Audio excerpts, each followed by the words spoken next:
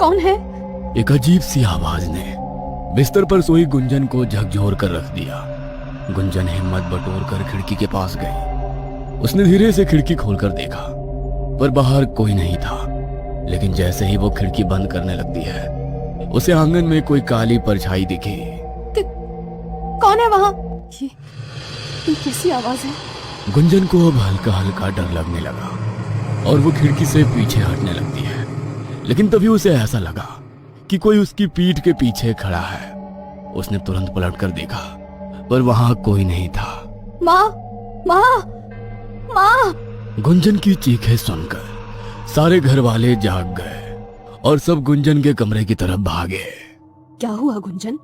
तू ऐसी क्यों चीख रही है? सब ठीक तो है ना? माँ, वहां कोई था। उसने मुझे देखा और रोने की आवाज, वो रोने की आवाज, वो क्या? ये क्या कह रही है तू? रुक, मुझे देखने दे। निर्मला ने गुंजन के कमरे की अच्छी तरह से छानबीन की। उसने खिड़की खोलकर बाहर देखा तो बाहर भी कोई नहीं था। कोई तो नहीं है रे, तुझे कुछ वहम हुआ है। और मैंने तुझे कितनी बार समझाया है कि रात में खिड़की बंद रखा कर, पर तू है कि सुनती ही नहीं है। नहीं माँ, मैं कह रही हूँ कोई था यहाँ। आप मेरा यकीन करो। गुंजन को इस कदर परेशान देखकर अब निर्मला को भी कुछ अजीब लग रहा था। उसने गुंजन के सर पर हाथ फेरते हुए कहा, देख गुंजन, तेरा 5वां महीना चल रहा है और प्रेगनेंसी के वक्त ऐसे वहम अक्सर होते हैं। तू डर मत, देख हम सब यही हैं, सब ठीक है। तू सो जा। माँ, आप यहीं रुको। आप कहाँ जा रही हैं? नहीं, मैं कहीं नहीं जा रही गुंजन, तू सो जा। आज मैं यहाँ तेरे कमरे में तेरे साथ ही सोऊंगी और कल से तुझे वैसे भी डरने की जरूरत नहीं है। कल अभिजीत आ जाएगा। क्या वो वापस आ रहे हैं? हाँ, आज ही उसके बाबूजी ने उससे बात की थी। अब जब तक तुम दोनों का बच्चा इस दुनिया में नहीं आ जाता, अभिजीत यहीं तेरे साथ रहेगा। निर्मला की बातों ने अब गुंजन को तसल्ली दे दी थी, क्योंकि पिछले 5 महीनों में अभिजीत मुश्किल से 4 बार उससे मिलने आया था। और अब जैसे जैसे वक्त गुजर रहा था, गुंजन को अभिजीत की सबसे ज्यादा जरूरत थी। पर काम के चलते अभिजीत को वक्त ही इतना नहीं मिलता कि वो घर आ सके। पर अब गुंजन ने सुना कि अभिजीत घर आ रहा है, तब उसकी जान में जान आई। अगले दिन सुबह से ही गुंजन दरवाजे पर टकटकी लगाए अभिजीत की राह देख रही थी। गुंजन, अंदर आजा, बाहर बहुत ठंड है। अभिजीत को आने में वक्त है अभी। नहीं माँ, मैं यहीं रहकर उनका इंतजार करूंगी। निर्मला ने मुस्कुराते हुए अपने पति की तरफ देखकर कहा, आप ही कुछ कहिए इसे, मेरी तो सुनती ही नहीं है। पागलों की तरह दरवाजे के पास बैठकर उसका इंतजार कर रही है। सब आपस में बातें कर ही रहे थे कि तभी किसी ने दरवाजा खटखटाया। अरे देखो कौन है, लगता है अभिजीत आया है। गुंजन ने जैसे ही अभिजीत को देखा, वो भागकर उसके पास गई और उसके गले लगकर रोने लगी। अरे पगली, अब तो रो क्यों रही है? अब तो मैं आ गया हूं ना, देख। अरे लल्ला, सुबह से तेरी राह देख रही है, ना कुछ खाया है ना पिया है। अब तू ही समझा इसे। ठीक है माँ, अब मैं आ गया हूं ना, अब सब संभाल लूंगा। अभिजीत के आने के बाद से ही गुंजन के चेहरे पर मुस्कुराहट आ गई थी। अब उसे बीती रात के बारे में कुछ भी याद नहीं था। और अब सारा दिन अच्छे से बिताने के बाद फिर रात हो गई। अभिजीत और गुंजन सोने चले गए थे और रात का वही कुछ 12 बज रहा था। तभी एक आवाज से गुंजन की नींद टूट गई। कौन है? कौन है? माँ, माँ आओ ना मेरे पास। माँ। गुंजन के कानों में बार बार एक बच्चे की आवाज गूंज रही थी, जैसे वो उसे अपनी तरफ बुला रहा हो। थोड़ी देर बाद ही गुंजन को एक परछाई दिखी और वो उसके पीछे पीछे चल दी। उस वक्त गुंजन अपने होश में नहीं थी। वो पागलों की तरह उस परछाई के पीछे चल रही थी और चलते चलते वह घर के आंगन में पहुंच गई। तभी उसका भ्रम टूटा और उसकी आंखों के सामने जो था उसे देखकर उसकी चीख निकल गई। बचाओ, बचाओ, ये लाल कदमों के निशान, ये खून। चीखते चीखते गुंजन वहीं आंगन में बेहोश होकर गिर गई। जब सारे घर वाले बाहर आए और उन्होंने इस तरह गुंजन को बेहोश पड़े देखा तो सब हैरान रह गए। गुंजन, उठो, क्या हुआ तुम्हें? उठो गुंजन। लल्ला, तू तो उसके साथ ही सोया था ना, फिर ये यहाँ कैसे? मुझे नहीं मालूम माँ, गुंजन बाहर कब आई। गुंजन, उठो, क्या हुआ तुम्हें? उठो गुंजन। लल्ला, तू तो उसके साथ ही सोया था ना, फिर ये यहाँ कैसे? मुझे नहीं मालूम माँ, गुंजन बाहर कब आई। मैं तो सोया हुआ था। अब छोड़िए ये सब, पहले इसको अंदर ले चलते हैं। सब गुंजन को कमरे में लाकर उसे होश में लाने की कोशिश करने लगे। थोड़ी देर बाद जब गुंजन को होश आया तो फिर वो उन्हीं लाल कदमों के निशान के बारे में बात कर रही थी। वो लाल निशान, वो खून, वो बच्चा। क्या कह रही हो गुंजन? कौन सा बच्चा, कौन से कदमों के निशान? कुछ नहीं है यहाँ। और तुम इतनी रात गए आंगन में क्या करने गई थी? मैं वो बच्चा। कौन सा बच्चा गुंजन? अपने घर में कोई बच्चा नहीं है। मैं आप लोगों से कह रही हूँ ना, यहाँ एक बच्चा था और वो लाल कदमों के निशान, वो खून। रुकिए, आप सबको मुझ पर यकीन नहीं है ना? मैं अभी दिखाती हूँ। गुंजन भागी भागी आंगन की तरफ गई और जमीन की ओर इशारा करने लगी। ये देखो, यही थे वो निशान। गुंजन, कौन से निशान? यहाँ कोई निशान नहीं है। तुम्हें क्या हो गया है? क्यों ऐसी बहकी बहकी बातें कर रही हो? गुंजन ने देखा कि कोई उसकी बातों पर यकीन नहीं कर रहा है। वो चीख चीख के रोने लगी। आप सबको लग रहा है कि मैं झूठ बोल रही हूँ। माँ, आप तो मेरा यकीन करो, वो बच्चा यही था और वो निशान भी।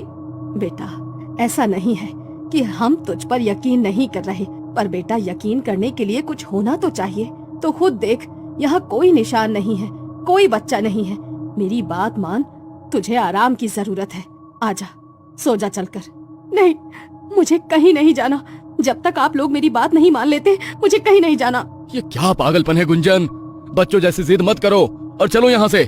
सब गुंजन को अंदर ले जाने की कोशिश कर ही रहे थे, तभी अचानक उसके पेट में तेज दर्द होने लगा। 5 महीने की प्रेग्नेंट गुंजन का पेट अब अच्छा खासा फूल गया था और समझ में भी आने लगा था। अचानक गुंजन को महसूस होने लगा जैसे उसके पेट में कोई हलचल हो रही हो।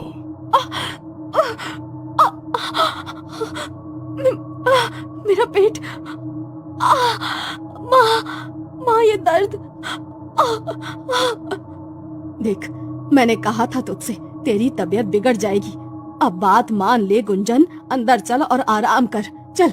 निर्मला और अभिजीत जैसे तैसे गुंजन को कमरे में लाए, उसे दवाई दी और थोड़ी देर में ही गुंजन सो गई।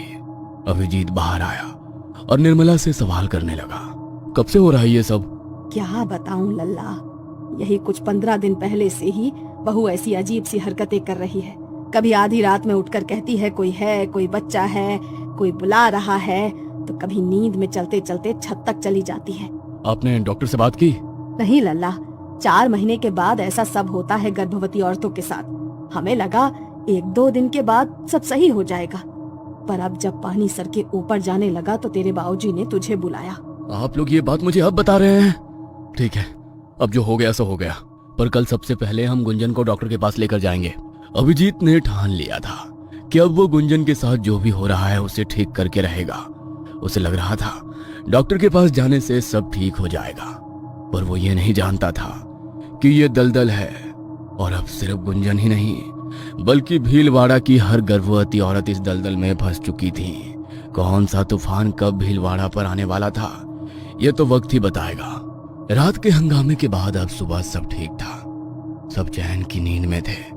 तभी एक आवाज ने हर किसी की धड़कनें रोक दी। माँ, बाबूजी, अभी आओ, जल्दी आओ।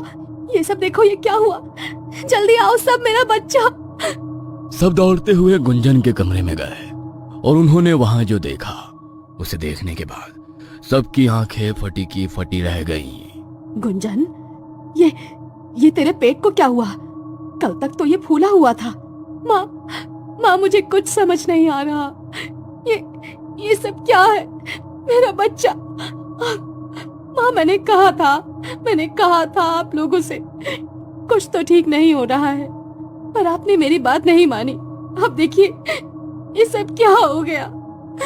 गुंजन, तुम घबराओ मत, हम अभी डॉक्टर के पास जाएंगे।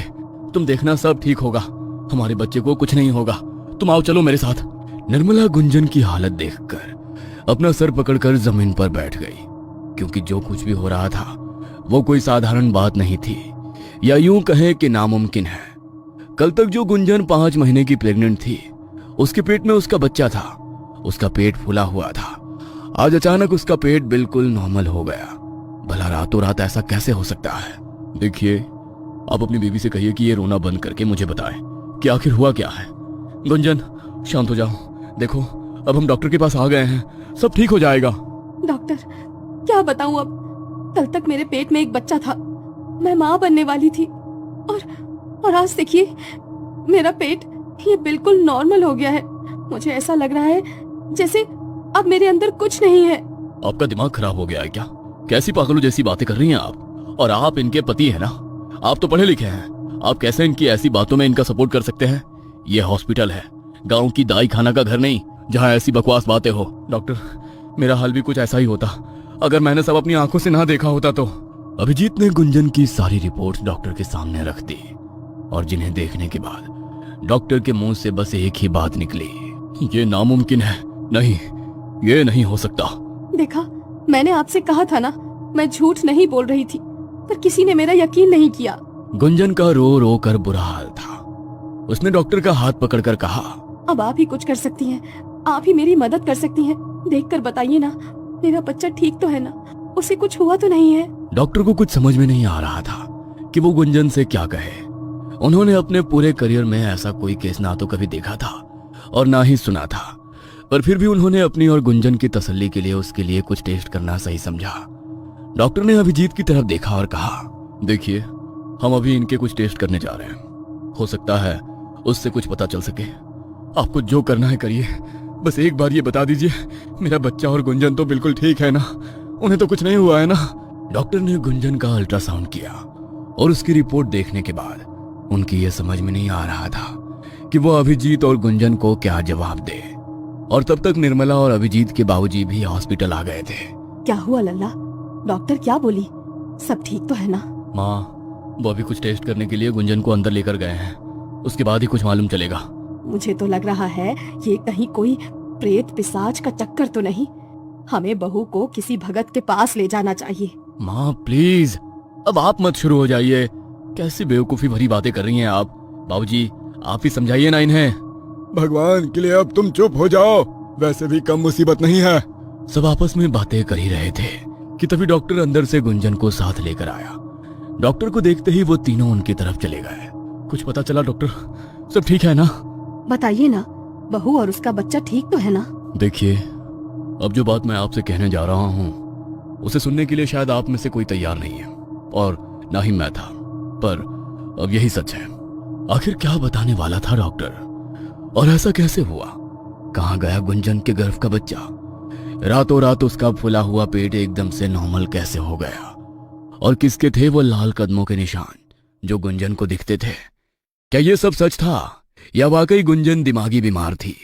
जानने के लिए देखिए अगला एपिसोड।